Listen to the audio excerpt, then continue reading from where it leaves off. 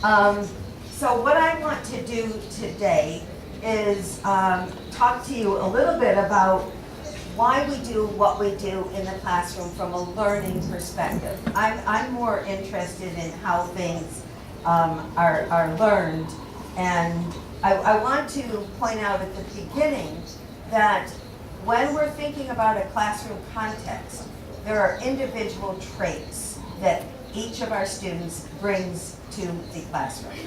We do not have a homogeneous group, not only in terms of language, but in terms of their capabilities of what they can learn. And those are some of the factors that we need to keep into account. And I'm going to be talking about interaction, and I'm going to be talking about feedback. And some of these individual traits are what help us account for why feedback is useful in some cases and not in others. So I'm going to be looking at common practices that have been investigated in second language acquisition research, and in particular looking at interaction, that is how individuals talk to one another and feedback that they get on that talk. I do believe that theory and practice need to be related. They're not one and the same, they're very different. But my thoughts about teaching are that teaching is not an exact science. We're a very long way from knowing why some things work in the classroom and some things don't. We're a long way from knowing why it is that we can do one lesson one day, the same lesson the next day, and there are just big differences in the results.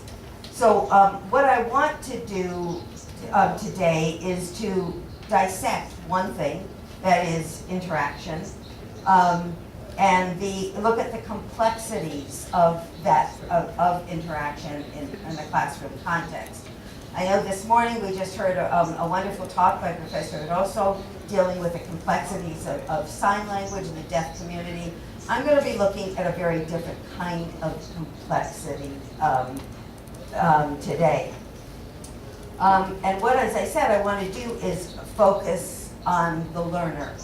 We've become quite good at devising lesson plans, devising activities to deal with what we want to focus on in the classroom. We're good at management.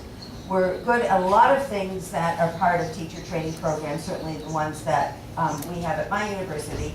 But we don't always know, and I think it's important to keep it in mind, what the learner is doing and why. So what I want to do is look at the processes of interaction and learning and just deconstruct it, take it apart, and look at negotiation, feedback, and output. And I want to, in the second part, look at, well, why does this work? How does it work? What are some of the things, what are some of those traits that our students bring to the class that might help us understand why some things are useful and some things are not? So let me start off with at the beginning with some basic constructs. Input is the language that comes to the learner, and that can come from oral language, it can come from sign language, it can come from the written language. The interaction is the conversation between one not between one, it's not a monologue, between two or more individuals, the teacher or other learners in the classroom. Feedback, and we usually think about that as corrective feedback. What sort of information are our students getting about the correctness or incorrectness of what they produce? And output. Output is simply the language that is produced, and that is orally or sign language.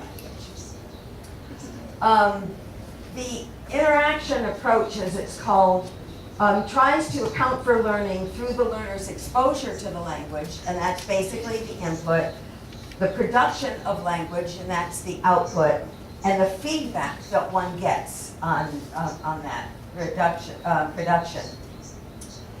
It is claimed, and this is an important claim, and there's plenty of evidence to support this, that the input is essential. Obviously, you're not going to learn language if you don't have any input, but it's not enough.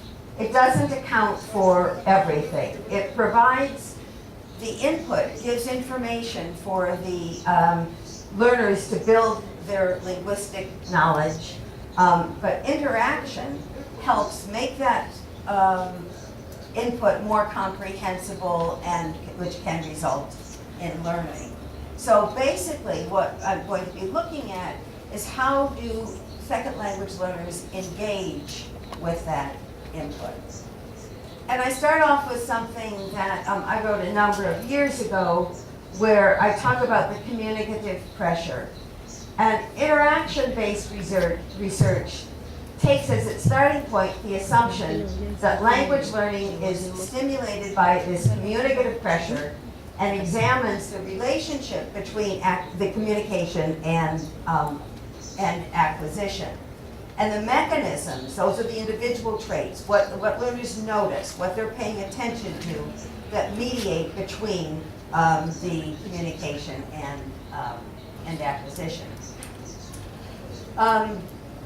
Mike Long talked about the environmental contributions to acquisition, and he said basically the same thing, that these are mediated by selective attention, by the attention that we pay, and the learner's developing processing capacity. So, and that will differ from the beginning learners to more advanced learners. And these resources are brought together most usefully in what is called negotiation for meaning. And I'm going to give a number of examples of negotiation where it's successful, where it's not successful.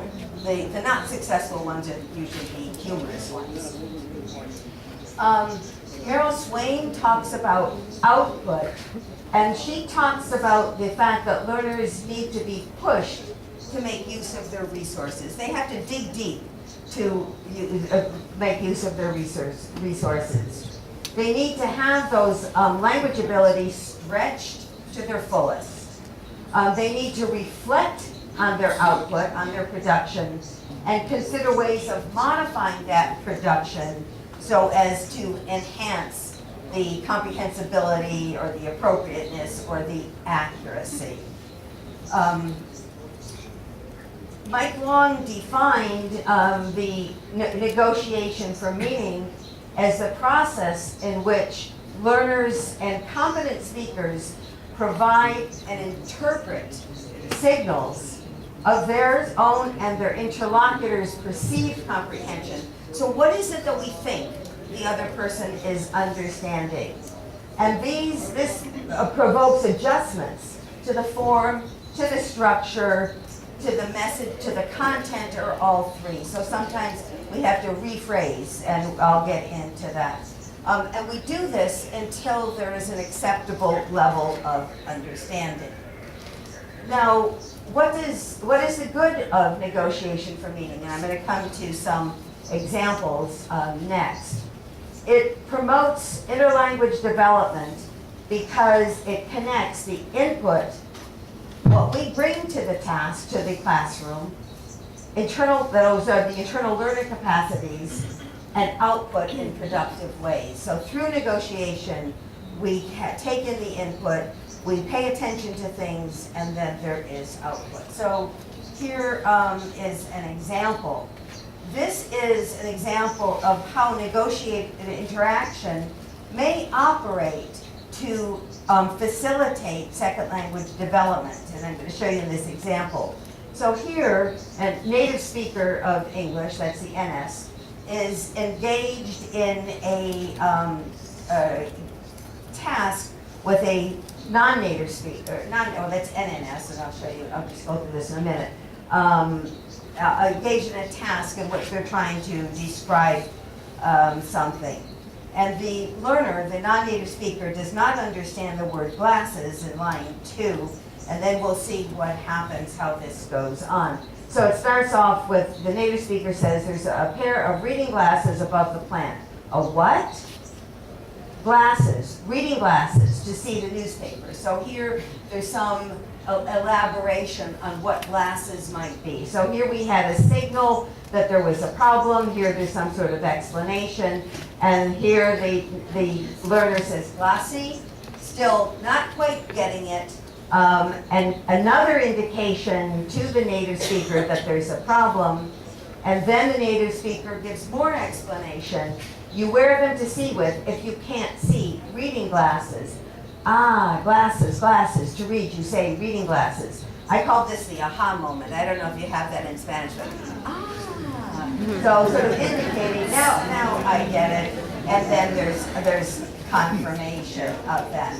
So there isn't really feedback, but there is all of these indications. This is a good example of negotiation where they're negotiating, and we hope that this has been a moment of learning, or at least of recognition for the learner. We don't know if 2 days later she knew reading glasses. I think maybe yes, but I don't know. But at least it was a moment of recognition. But this also happens in the classroom between two students in the classroom. And this one, here they're trying to work out the correct pronoun, you'll see as it goes on, where one of them, who's two Japanese speakers, says, a man is drinking coffee or tea with a saucer of the coffee set is in his knee. And the next one says, in him knee?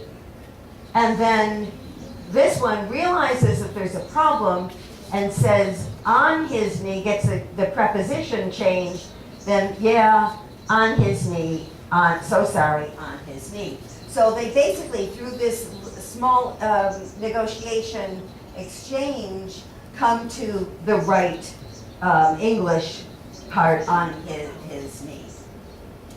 But it doesn't always work so well, the negotiation. I'm going to give two examples now.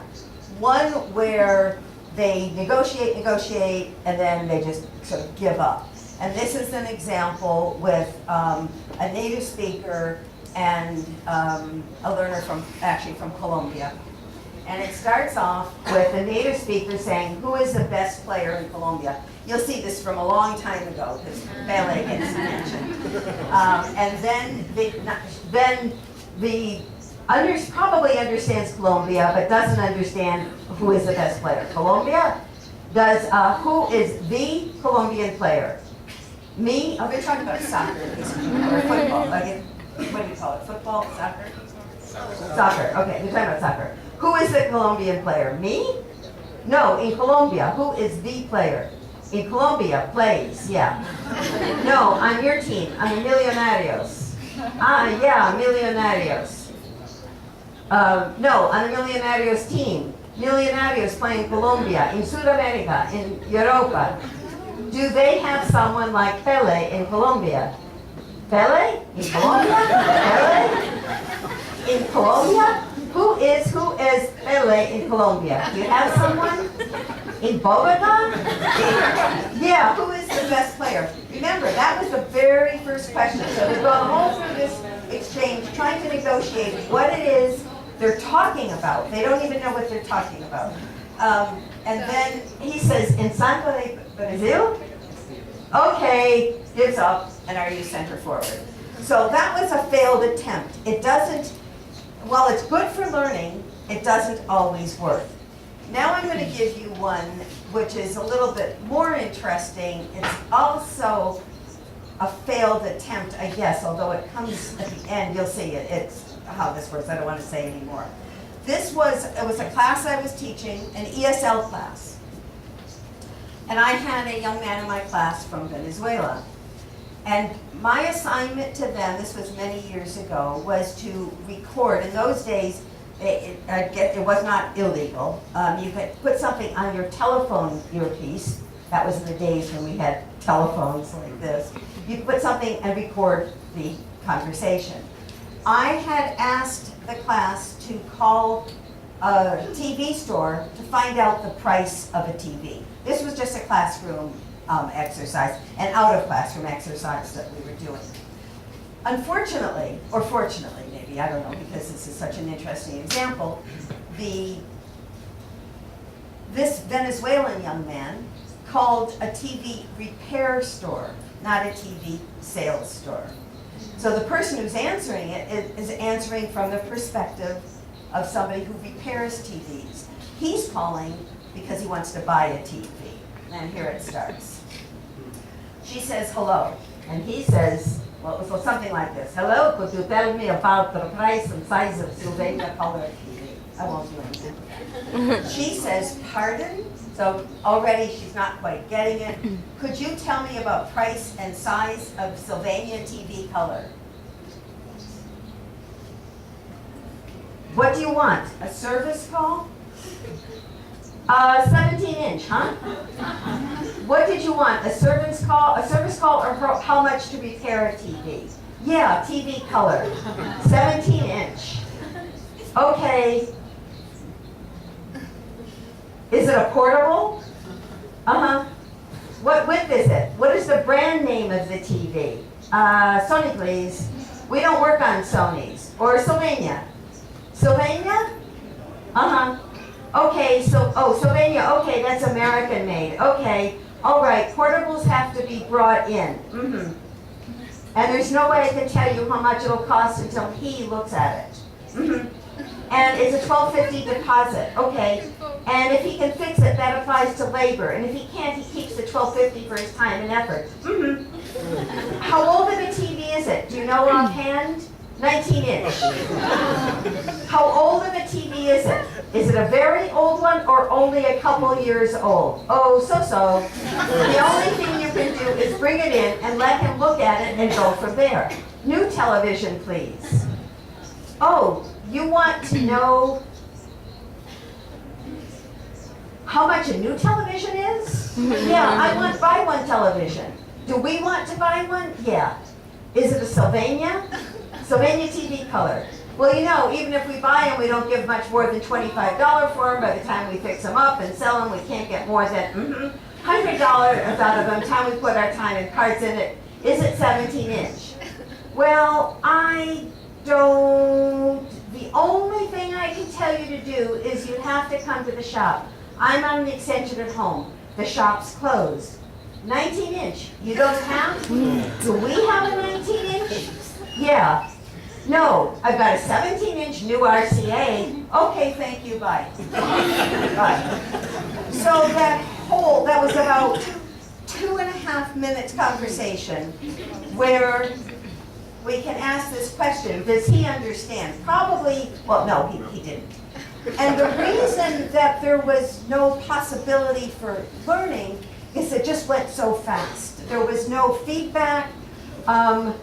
What he does to show understanding is all the way through. Sometimes he answers the question, or he gives information. So he says, yeah, TV color, but then he answers this question, but the whole conversation is filled with okay, okay, there he answers the question, yeah, etc. So he didn't give all of the appropriate signals to enable this conversation to facilitate his learning. So if we think about negotiation and think about what it is and why it's important, we do know that it's helpful, but we also know that implicit, so I'm going to show you in a minute, implicit correction is helpful. Explicit correction, which is something like, this is wrong, you should say it like this, is also helpful, but we know that that doesn't happen too often. It does not happen very often outside of a classroom. Lots of learning takes place outside of a classroom, so we can't really build it into a theory of learning. So interactional researchers, what do? We try to isolate these various components of interaction to examine their impact on learning, and I'm going to talk about recasts in a minute. And we also look at output and feedback. But what's most important, and this is I'll get into later, the more theoretical part will be quite short, looking at attention and working memory. But feedback is an important part, and through feedback facilitates acquisitions because learners are provided with a context to notice an error, what's often called noticing a gap in the literature. They may think about the error, they may recognize the source of the problem and even sometimes fix it, but not always. It provides learners with information about the success of their utterances. It can be positive, like, yeah, that's right, that's good, or it could be negative, such as some of those questions where, I can't think of an example right now, but where there's some information to the learner that, or to the student, that maybe she or he hasn't done it correctly. It can be more or less explicit. It can be about accuracy. It can be about communicability, or it can even be about the content of what they're saying. But what it does do is, when you have feedback, it can give additional opportunities for learners to produce language and maybe get more feedback. So let me just give you this example. This is from a study that I did a few years ago, where again, this was a second language learner of Italian, and they were explaining something. And it starts off, la ventana sono chiuso. La ventana is not Italian. And the interviewer in Italian says la ventana, ventana. So that's a form of feedback. Questioning, is that what you really mean? And she says, si. And then the interviewer says, well, you know, la finestra, saying in a sense, maybe this is what you mean. And then this person gets it and repeats it. So that feedback was quite successful. We did interviews with the students after this exchange, and this is what she said. I didn't think anything of it until she corrected me. So she understood that this and la ventana were corrections, because it's not a very obvious form of correction. But she said, I didn't think any of it until she corrected me that I had said window in Spanish instead of Italian.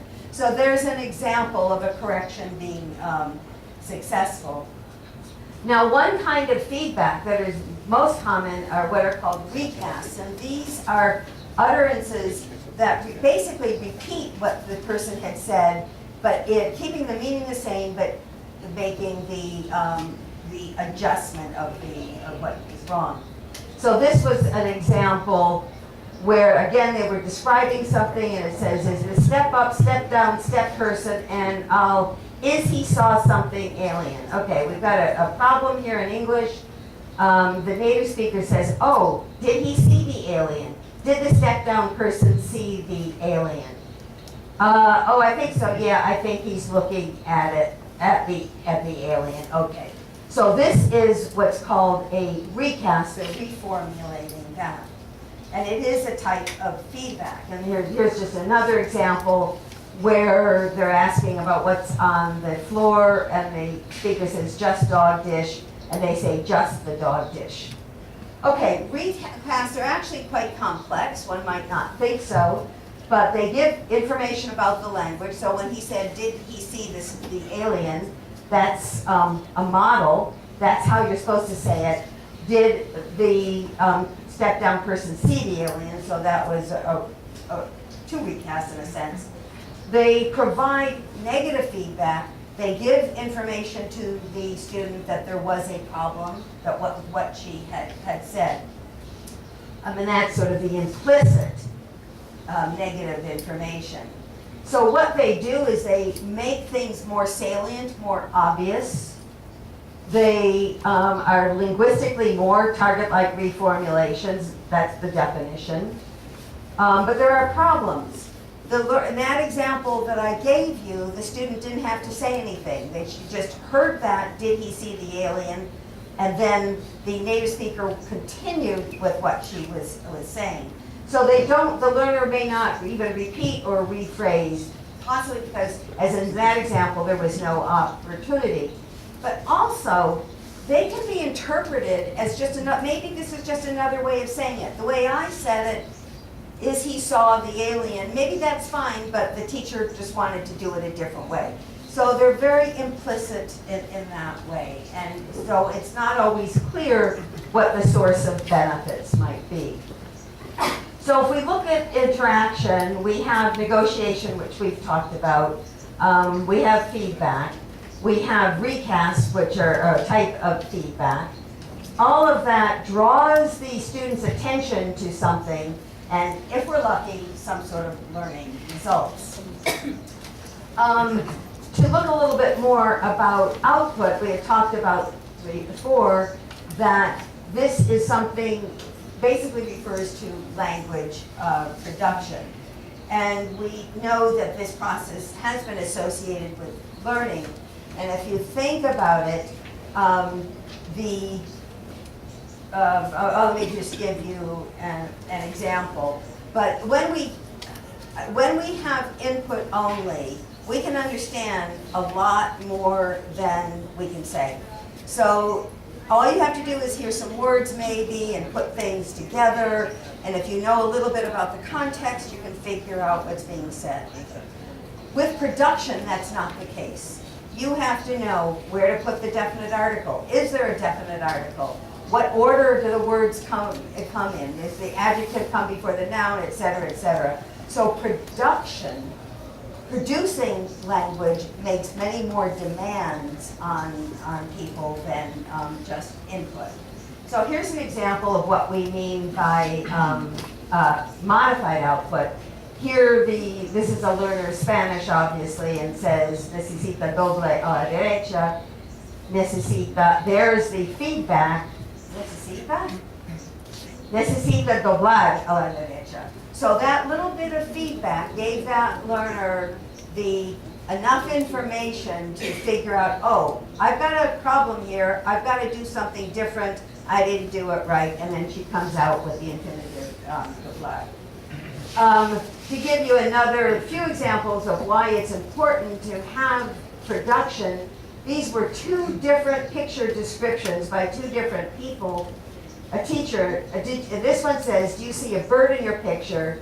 And look what the student does. Yes, 3, brown, in the sky. Not very much production at all, just really answers the question.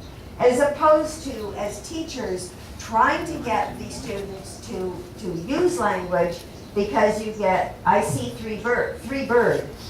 Then you can make this is a recast and some sort of feedback, 3 birds. Yes, what do they look like? They have brown. Here is the feedback. So by producing language, they can get more feedback. There are a number of things that output is good for, not only in just in terms of getting a form for feedback, but hypothesis testing, and I'm going to give you an example. Automaticity, just using language, and shift from a more meaning-based processing of language, so just interpreting meaning, to actually using language and having to put some sort of grammar onto the language. But here's an example of a hypothesis testing, and this was from the same study of people learning Italian, and this person is describing something and says, then a glass, and the interviewer says, a what? What? A glass. Then in the interview afterwards, she says, I was drawing a blank, then I thought of a vase, but then I thought that since there was no flowers, maybe it was just a big glass. So then I thought, I'll say it and see. Then when she said come, which is como, is that right, in Spanish? I knew that it was completely wrong. So that student said, I don't know what this is. I'm going to just try this. Obviously, I've gotten it wrong. But there are interesting issues related to output. First of all, sometimes we make corrections, but the learners think that the students think that we're making corrections about something totally different. So then all of that it's not very useful. They may not be at the right developmental learner level to understand the feedback. So if you make that example with, is he saw the alien, and then the correction was, did he see the alien? Did he see? That's pretty complex. You have to know what to do. You have to know where the past tense is. And so maybe that person wasn't at an appropriate developmental level for anything to be useful. But the modified production has been argued to be useful because it promotes processing it promotes automaticity, and it draws attention to grammatical structures, making them salient, and then creating that context that we want to create for learning. So to summarize this part, we've got the major components are feedback, output, negotiation for meaning and recast, modified output, and then more feedback. So sort of this whole part comes down here, where you have more negotiation for meaning and recast. So let me move to the second part of what I want to talk about and look at sort of, again, turning now to the individual traits that learners bring to the classroom. We've talked a bit about interaction and why it's beneficial, how it's beneficial, but not all individuals can deal with feedback in the same way.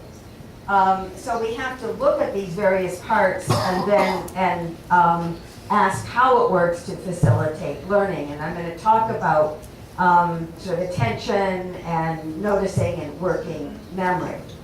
I think within this area of research, there's been a lot more attention on working memory and attention. And the attention is important because if the learners aren't focused on what it is that is happening on that correction, then it's not going to be useful. So that attention is the mediating force. And attention, people have claimed that it involves putting it into working memory, and I'll talk about working memory in a moment, although I must admit, I was thinking about working memory a lot in terms of interpreting, because that's exactly what an interpreter has to do. They have to take in information, process that information, hold it in memory, and then process it some more. And that's exactly what the working memory capacity is trying to get at. Not necessarily interpreting, but what is the capacity that individuals have. And the idea is that only if input is put into working memory can it be transferred to long-term memory, which is in a sense learning. So one of the questions that I wanted to ask a few years ago with some of my students, are there differences in what learners can pay attention to? Can they pay attention to vocabulary and syntax and morphosyntax in the same way? And this was a study that we did with learners of Italian who in our university were in their first year, their second year, and their third year. And we were interested, as I said, in particularly to attention to the lexicon, to morphology, and to syntax. And what we did was we had texts for them, different texts, in which certain elements, they had to read it and certain elements were highlighted. So we were controlling the attention. It was not internally driven, it was externally driven. So intentionally or externally focused attention was most beneficial for syntax and least for the lexicon. So as a teacher, one could say maybe one shouldn't even focus that much on the lexicon. And the reason for this is they have their own resources for the lexicon. If you don't hear a word, it kind of jumps out at you. That attention comes from not knowing the words. You don't need to be reading something and somebody to tell you don't know that word. You'll figure that out. But you do need to have people point out something about syntax. There were proficiency differences too, so that the more proficient students got, the less attention they needed. So it had a greater effect in early stages of learning. So the more that you know, the more you can rely on what you know to continue learning.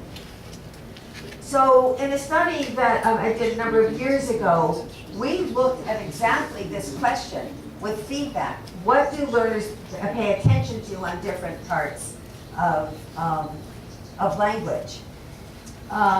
When feedback was given on the lexicon, it was understood as feedback on the lexicon. And here's an example of that. So there's a library, a place where you put books, a bookshelf.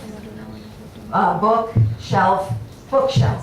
And then in the interview afterwards, that's not a good word. She was thinking about library like we have here on campus, yeah.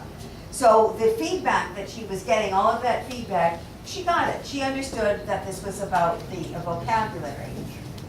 Similarly with phonology, with pronunciation, it's more often perceived correctly. So this one was, the student says, Vicino la tavola.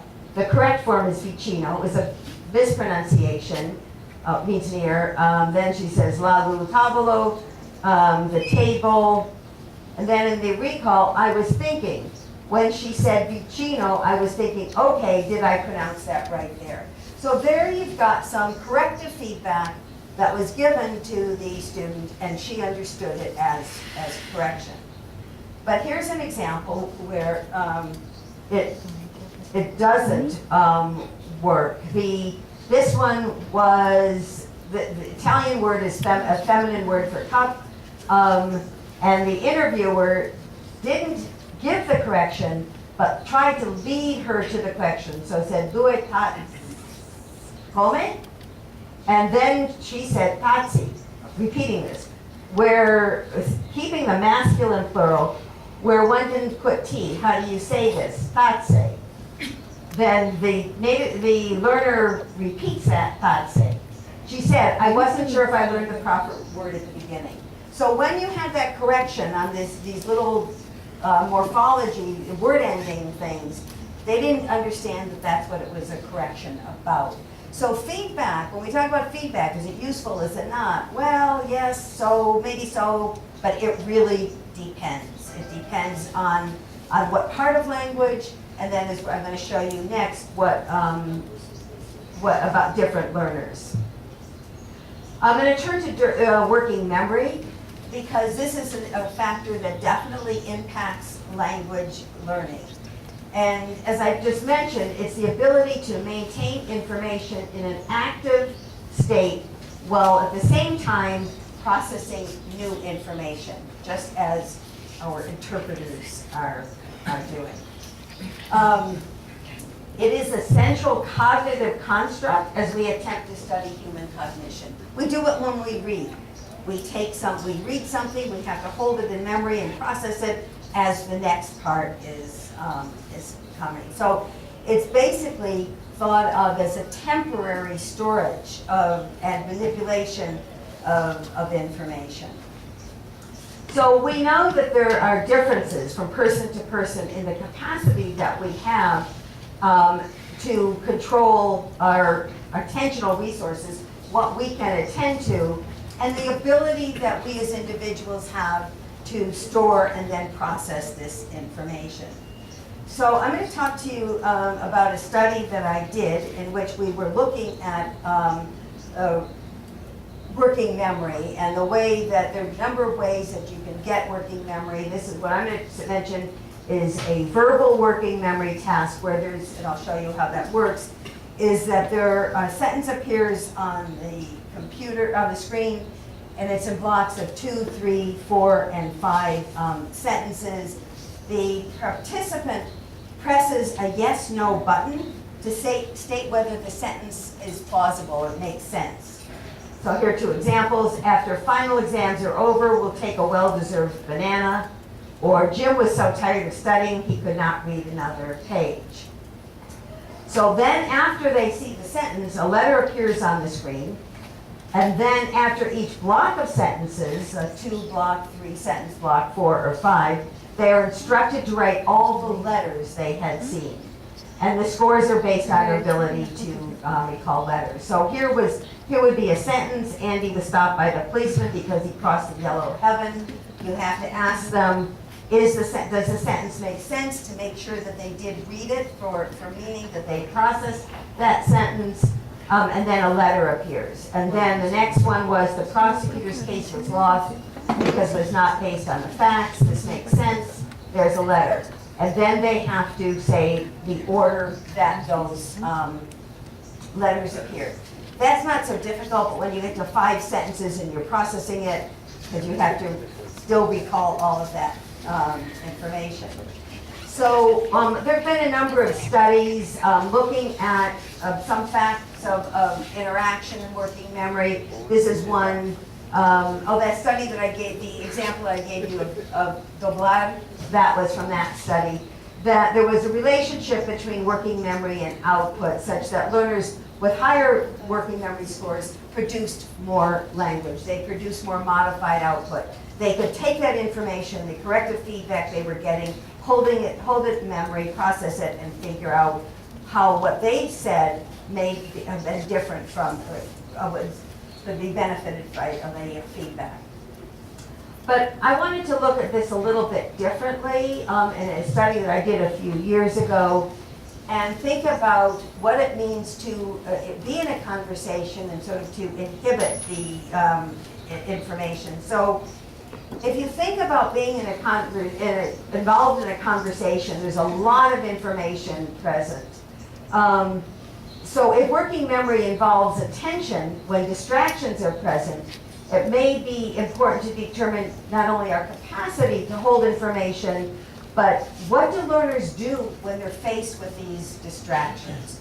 How is it that we can focus? When you're listening to a second language or a language that you don't know that well, all you hear, and sometimes in your native language too, all you get is a stream of information coming at you. But sometimes you have to isolate that stream, focus on particular parts of it, as you do in with feedback.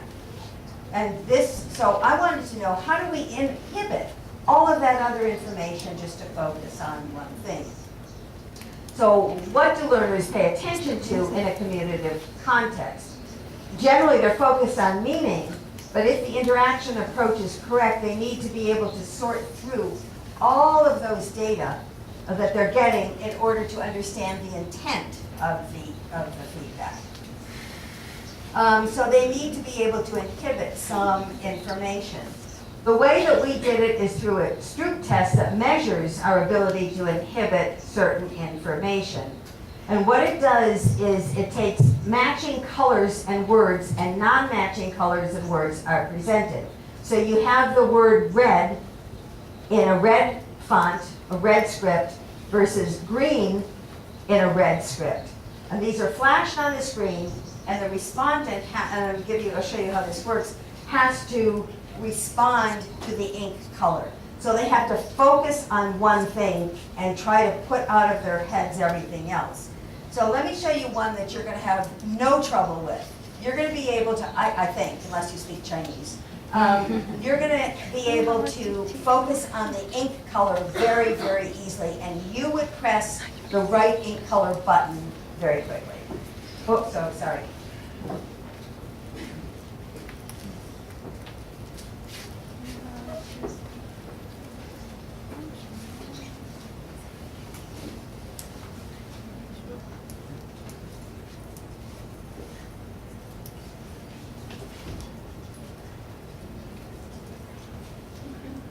Okay, probably no trouble. Now I'm going to show you one in English, and you'll probably have more trouble with this.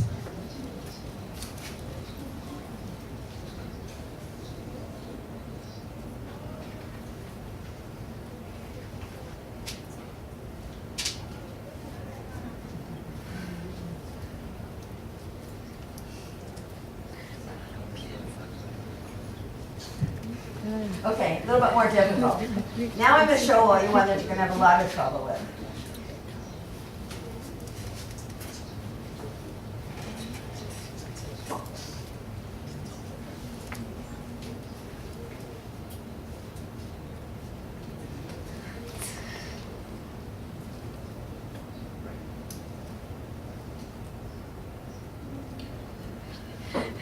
Okay, so that last one was more difficult, right? I think so. One gets a baseline. I'm not going to go into too much of the detail, but you show something without language, and then you look at the reaction time, how fast people are able to inhibit information. How some people are much slower than others. So I'm not going to do that. Let me just go on to basically, skilled readers show longer reaction times in the incongruent. Incongruent means when it's not matching than they do in the congruent condition. So it takes longer to press the button indicating the color for red than it does for red. So we wanted to look at this for issues of second language learning, and we were particularly interested in learning from interaction because we know that you have to block out so much when you're doing that. So we asked the question is about working memory. Is it related to their ability to learn from interaction? We then asked the question, is the ability to suppress interfering information in their native language and in their second related to their ability to learn from interaction? So we were looking at working memory and inhibition. Again, we had learners of Italian. We were looking at the agreement between adjective and noun. This is, it's the same in Spanish, different forms, but that's what we did. So we had a pre-test in which they described pictures, so we knew how good they were at agreement. Then we gave them interactive feedback where they had another task to do. We gave them feedback on that, on all of their errors. Then we had a post-test in which we described another picture. Then we gave the two Stroop test, the inhibition test, and a working memory test. So what we did was we looked at who were the good learners from interaction and who wasn't. So we did a pre-test, post-test comparison. We divided them into two groups, those who learned a lot from interaction and those who did not. And we found that both of these groups, the ones who learned a lot and the ones who didn't, there was a little bit of a difference in their working memory scores, but not that much. Then we looked at their Stroop test, that's the color recognition test, and this was their first language and second language. This group over here are the ones who learned a lot. These did not learn so much. There was a difference here. The ones who didn't had higher scores, but the first language Stroop was not significant. So in other words, what we found was that what really mattered was how well they could inhibit things in their new language, in their second language. So what we concluded was that those who were skilled interactors could inhibit irrelevant information so they can just focus on that part of the interaction that's being corrected, not get lost in all of the correction or that they perceive as being corrected. And an individual's ability to gain from interaction depends on his or her ability to inhibit that information. So responding to and utilizing information is a complex task. It isn't so easy. Here's some feedback. Why don't you understand it? It has numerous factors that are at play. Central to the interaction approach is the need to notice the difference between what a native speaker or proficient speaker says and the learner herself says. So you have to, if the student says, I says this, and then there's some sort of recast, the student has to remember all of this, make that comparison to come out with the correct form. So how we do this is that there has to be a focus of attention, and there has to be the capacity to keep that information in mind so that we can make that comparison. And we have to be able to suppress the irrelevant surrounding information. So those learners who were better able to take the information from the interaction and integrate it into their developing language system were those who were better able to suppress information in their second language. So there's definitely a strong relationship between working memory and inhibition. The working memory involves storing and then using that information to make comparisons Inhibition means involves isolating that information and understanding what part of it is useful for learning. So there are numerous ways that determine a learner's ability to learn, and learners do things very, very differently. So interaction-based research is based on the premise that interactions are beneficial and they facilitate learning because they provide positive evidence, that's the input. They provide the feedback, and they provide a way to, useful way to use output. Current research seeks to understand the why and the how, through attention, through working memory, through inhibitory control, as ways to account for learning in an interactional context. So what I hope to have shown is how one needs to move back and forth from classroom, between issues that may arise from classroom experience and practice, that is, all of the feedback that we give, to some aspects of theory that raise important theoretical issues, and go back and probably come back to inform and probably modify classroom practices in principled ways. One needs to think about the classroom and theory and focus on the learner. That's the one thing that I hope that you've gotten out of this today. Any classroom activity really has many, many, many layers. It's kind of like peeling an onion. That you need to get down deeper into the basis of what's going on. How we can cater to, we have to think about how do we cater to our students? How do we deal with the ones, most of them, or understand what they're doing? What kind of correction is needed? When might that correction be important? But most importantly, I don't have all of the answers. This is research that's probably the tip of the iceberg. But I do hope to have shown you how complex pedagogical decisions are and how much thought needs to go into them, and how important it is to focus on the learners and what they are doing in the classroom, and understand how what we think we're doing in the classroom may have this myriad